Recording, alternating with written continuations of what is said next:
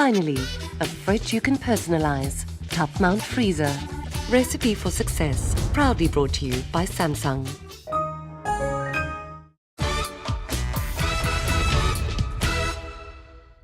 Welcome to Recipe for Success. Now, we all know how difficult it is to find a job these days, let alone that dream job. Now, this show is about providing the opportunity to a young chef to do just that, to land that dream job. Every week, a student chef must cook a dish for one of South Africa's top chefs. And if they're good enough, they'll walk away with a job offer.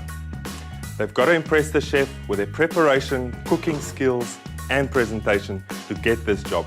So it's all up to them. I'll also be chatting to some of South Africa's leading entrepreneurs to find out more about their food and wine preferences, but to also get their recipe for success. And then there's still the viewers competition.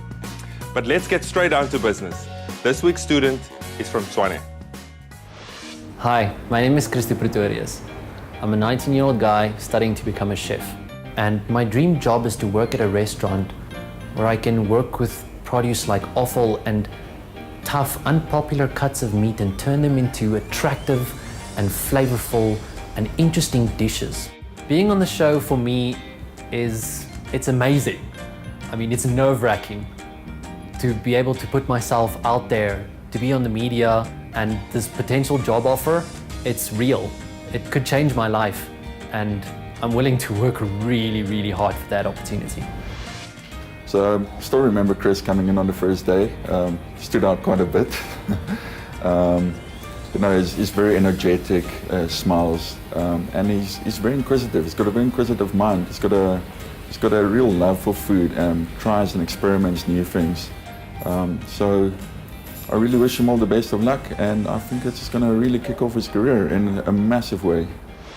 So Christo, I see you've got all your prep done. How are you feeling? I'm feeling good, a bit nervous, but I'm ready for this. Listen, I mean, today, this is a unique opportunity to impress Chef Adrian Maria. You're cooking here in front of him, you're here to impress him, but I'm rooting for you. Let's have a look at where you might be working after today's episode. Having recently opened in Pretoria, Firmia offers diners a farm-to-table experience, which is definitely one of the best dining experiences in the province. In keeping with the idea of responsible involvement, the building itself is grown organically, with soil from the areas being used to build rammed earth walls, poles as a skeleton, and recycled woods for the cladding and doors, all adding to the farm feel. Chef Adrian Maria is the head chef of the establishment, which produces top-notch food using each and every bit of the ingredients. The small yet effective kitchen team has an approach of using everyday ingredients and preparing them with exquisite execution. Firmia is an attempt to create a restaurant which in future can become completely self-sustainable by creating an entire ecosystem from the fish and vegetables to the livestock that suits the idea of responsible, conscientious food. Hey Adrian, thanks for joining us, man. Thank you, Ruben. I know you're a busy guy, so I appreciate you making time for this. So Adrian, this is Christo. Christo, Adrian. Pleased to meet you. Thanks. So Christo is here today to impress you with the dish that he's going to be making. Adrian, it's up to you, so take it away. Hi. Morning, Christo. What are you making for us today? Today I'm making a dessert called Midnight Mocha Indulgence. So, Christo, how long is this going to take? It should take me about an hour. Right, let's get cracking. When Chef Adrian told me to start, I kind of panicked for a second, and then I started getting my thoughts straight. Okay, you know what you need to do. I started with my panna cotta, and by doing that, I bring my milk and cream to the boil. Next, I added my coffee beans. I split my vanilla pods and added that to the mixture. I let the panna cotta mixture boil until all the coffee flavors and the vanilla pods seeped out into the milk. I wanted to make a cylindrical mold for my panna cotta. I started preparing my molds with some plastic wrap, just wrapping them. After the gelatine had bloomed properly, I scooped it out of the bowl and into the warm coffee panna cotta mixture and melted it throughout. After the gelatine had thoroughly melted throughout the panna cotta mixture, I strained it into a measuring cup and then strained it again with a fine sieve whereafter I poured it into my prepared molds. So I'm pouring my panna cotta mixture into my molds, and I realized that the first mold hadn't sealed at the bottom properly. So when I poured the mixture into it, it started seeping out at the bottom, and I thought, oh no, I need to make a plan. So I emptied it out back into the jug, and I took another one, and I started with that, and I hoped, okay, if this is the one, it has to set. And if it doesn't, I am done. To start my chocolate soil, I boiled a little bit of water with some sugar. I added some chocolate to the mixture and stirred it in. Then I poured my chocolate soil mixture onto a silicone mat to set. Before I started with my rose water spheres, I put a tray of olive oil into the fridge. To do the rose water mixture, I just bloomed some gelatine with rose water and melted it down in a saucepan. My next step was to pull all the rose water jelly mixture up into the syringe, whereafter I put it under cold water and set it aside to partially set. To do my almond brittle shards, I melted some water in a saucepan. I added butter to the warm water and melted it thoroughly. And I added some sugar to that and I let it boil. So it was almost like a fudge mixture that I took a bit too far. After my almond brittle had boiled to a medium brown color, I poured it onto a silicone mat. I took a wooden spoon and thinned the mixture out to set. So all my elements were starting to come together, and I was starting to feel like I'm making it. I'm gonna make it in an hour. The world's most lifelike picture, SUHD TV. Recipe for Success, proudly brought to you by Samsung. Simply add items during wash. Add wash. Recipe for Success, proudly brought to you by Samsung.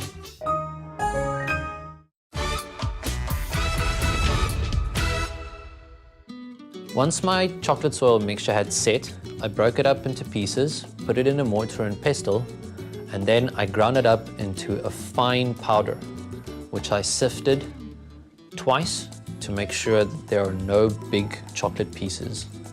I sifted cocoa powder onto a sheet of wax paper. For my dark chocolate tempered twigs, I took 2/3 of my chocolate and put it in a glass bowl to melt the chocolate with gentle heat. I took my oil out of the fridge.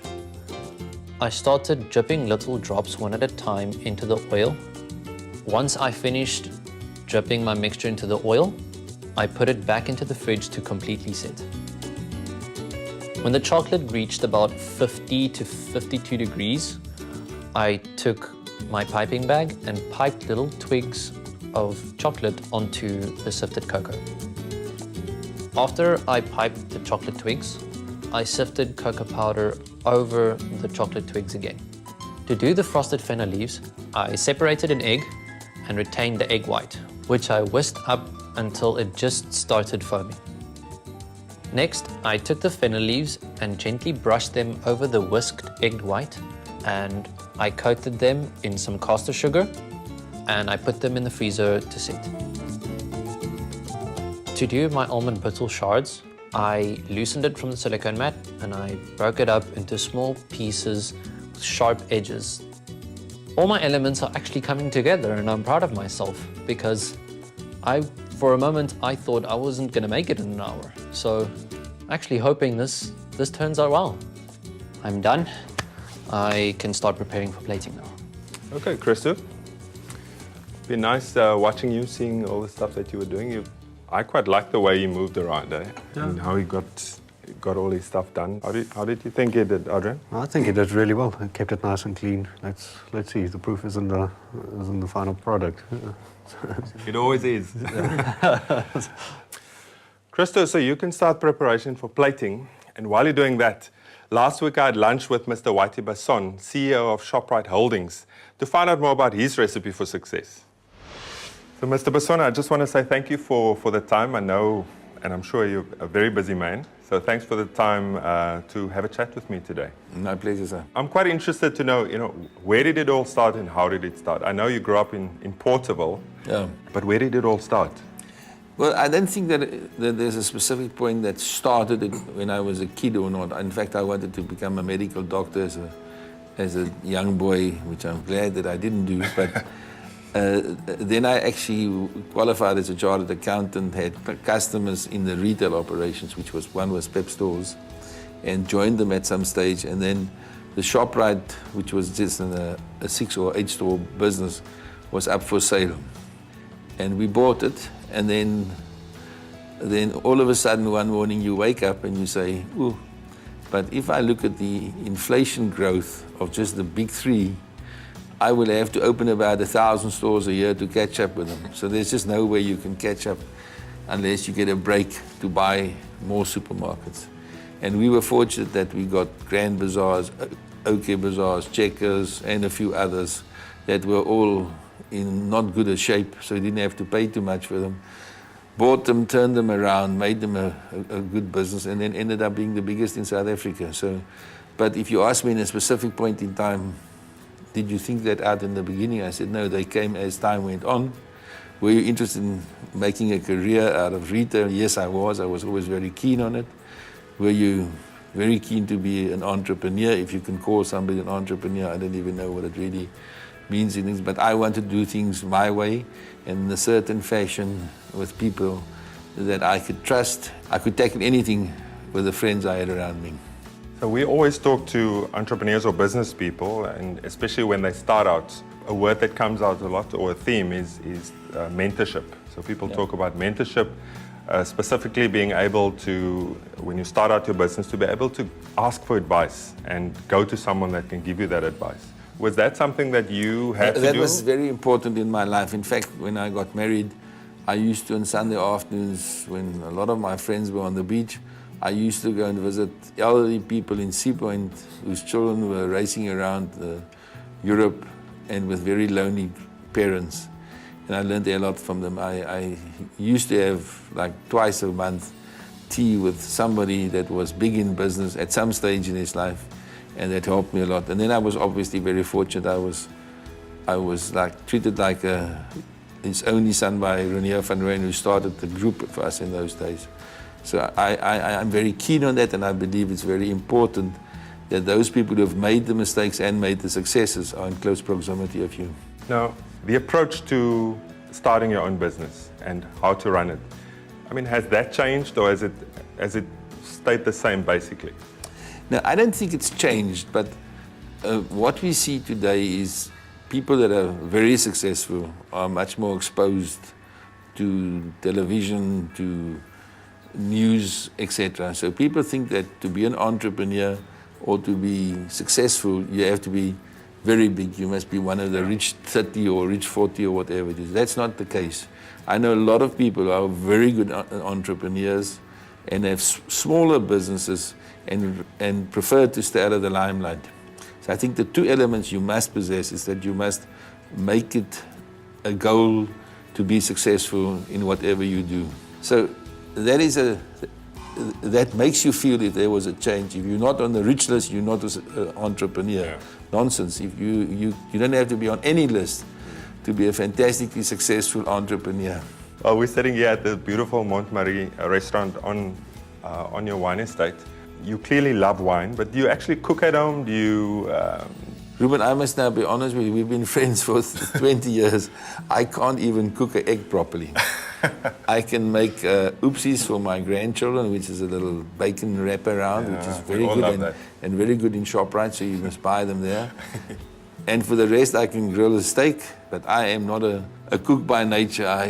I'm not a carpenter and I'm not a cook, so that's two things that I stay out of. And then to drink, you like I'm sure you like a good wine, obviously. I like red wines. Now in winter I would drink mostly red, and summer I drink mostly white. I'm very fond of Chardonnays. I've got my own label, as you've seen, Klein Dasbos. On straight cultivars, on the whites I would go for Chardonnay, and the reds I would prefer Merlot. So, Mr. Basson, in all your travels, I mean, you must come across really great produce. I know locally we produce amazing produce and it's just getting better and better all the time. But I'm sure when you come across something interesting elsewhere in the world, you'd like to bring it back home. In our company, it's a policy that when you travel overseas, you've got to bring something back that pays for your trip. So whenever we overseas, mostly it would be food products. Sometimes it would be non-food little squeezes or whatever you may think that will work here. And it's just wonderful for us to go there and come back with 30 products that you can introduce here. I mean, we brought picanha steaks out of Argentina. It was purely because we saw how many were sold and how wonderful it tasted. And I want to know what's your recipe for success? To be awake when you get up, that you have to be sharp, that you have to do your thinking of what your day would be, and that you have to apply your mind, and then last but not least, you want to work very hard at it. There are people that are successful that inherit a lot of money or pick up a diamond, but the majority of people successful are people that work and save their money and invest it wisely. Mr. Basson, thank you very much for your time. I appreciate it. And again, I know you're a busy man, but it's also good for me to catch up with you again. Cheers. Thank you Thanks. very much. Thank you, Ruben. Excellent advice there from Mr. Basson. Now, Christo, you can start plating and then we'll see you at final presentation. Good luck. Thank you. So I've practiced my plating a lot and I know what I want to do. I'm just hoping that the chefs like it because it's kind of an unorthodox way of plating.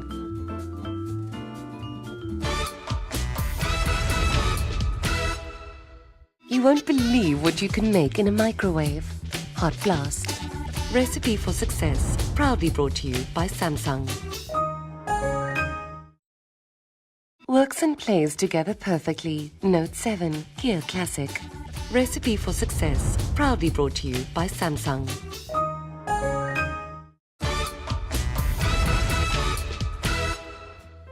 There are maybe some technicalities that they could hit me on, but at the end of the day, I think it'll turn out a good dish. I'm just hoping that they like it.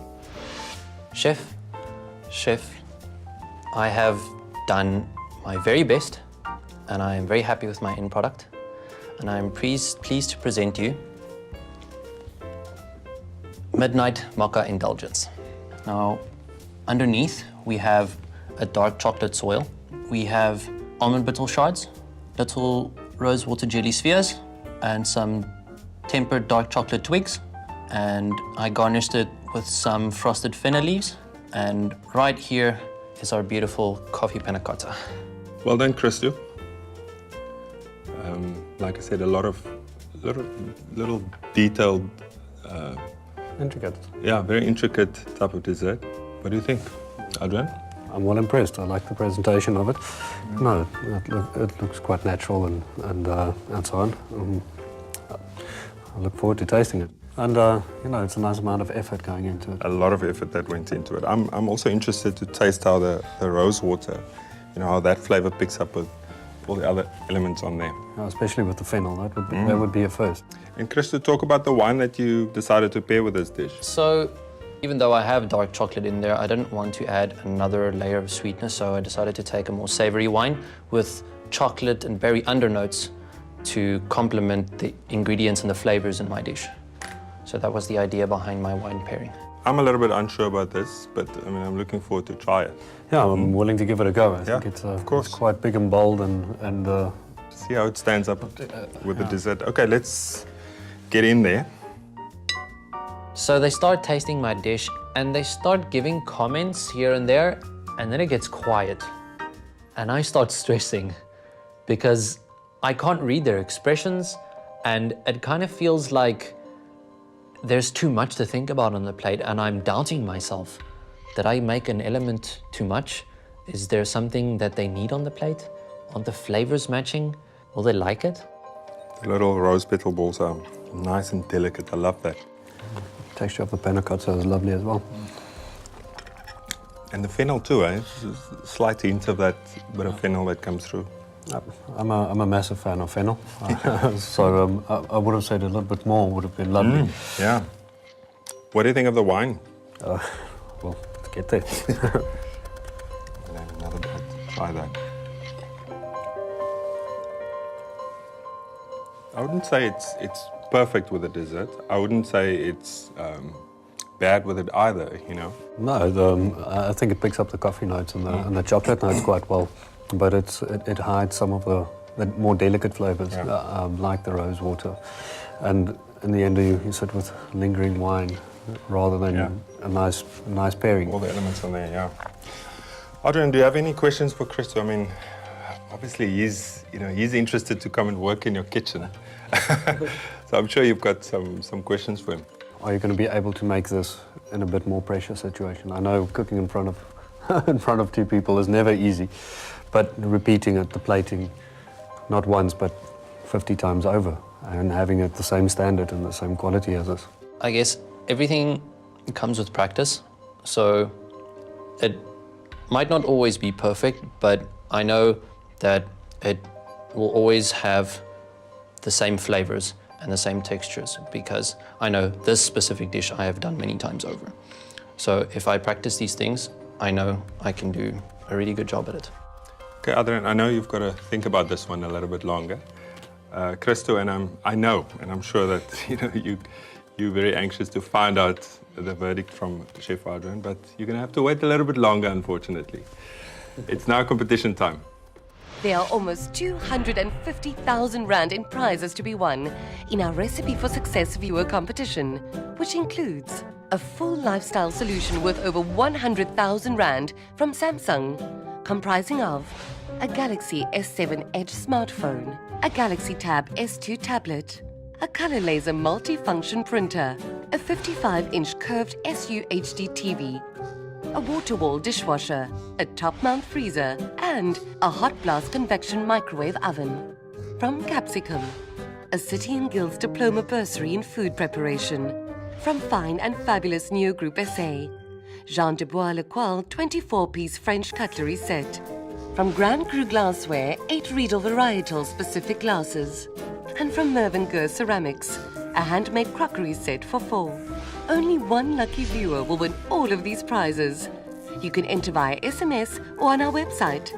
To qualify for the grand prize, you need to correctly answer one of our viewers' competition questions. The more you enter, the better your chances. The competition closes on Sunday, the 4th of December at midnight, and the winner will be announced right after the last episode on the 6th of December, 2016. For more information and terms and conditions, please visit www.recipeforsuccess.tv. This week's question is, what was Whitey Basson's recipe for success? Was it A, never put ice in white wine? B, be sharp and have a plan? C, an apple a day keeps the dentist away? Please SMS Samsung followed by your answer A, B or C to 41703 or enter on our website www.recipeforsuccess.tv. So Adrian, you had a little bit of time to think about this. Do you think you've got a spot for him in your kitchen? There are some things I think speed has got to be improved. There's not time to take an hour, 2 hours for something. You have to pick up the pace. I think you would be a nice addition to our kitchen team. This is what you wanted. This is the big one. Yeah, and it paid off. It paid off, man. Well done. Thank you, Well Chef. done. Great. Thank you, Chef. Adrian, thanks for your time. I appreciate it, man. I know you're busy. I hope you enjoyed today's show. Thanks for watching. See you next week. I just want to thank Chef Ruben Ruffel and Chef Adrian Maria, and also Samsung for this amazing opportunity. I can't wait to start working in Chef Adrian Maria's kitchen. I know I'm not just going to contribute my hands, I'm going to contribute my passion. And I can't wait to see what else I'm going to learn while I'm working there.